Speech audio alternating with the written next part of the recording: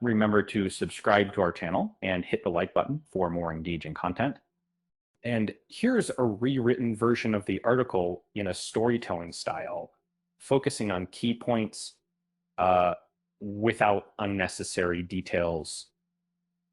Imagine a world where um, the where the Star Trek The Next Generation cast looked different.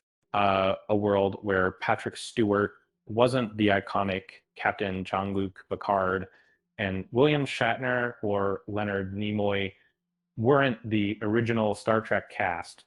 And this alternate universe is full of intriguing possibilities and what ifs. And I think it's when trying, but it seems in 1987, the production team for TNG was trying to decide who would play the lead roles. A memo revealed some of the initial casting choices for key characters. Patrick Stewart was eventually chosen as Captain Picard, but other notable actors were considered for the role. Mitchell Ryan, Yaphet Kotto, and Patrick Bauchow were among the actors who could have brought a different dynamic to the character. Had Patrick Stewart not been cast as Captain Picard, the show might have had a more rugged or intense leader. The memo also revealed that Rosalind Chow and Julia Nixon were considered for the role of Lieutenant Tasha Yar. Denise Crosby eventually secured the part, but it's interesting to think about how the show would have been different if Chow or Nixon had been chosen.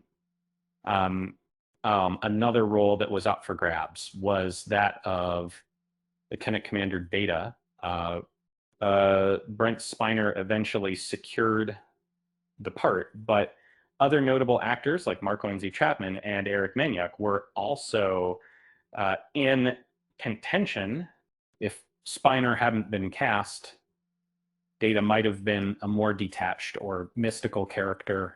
The memo also revealed that Wes Snipes and Tim Russ were considered for the role of Lieutenant Geordi LaForge.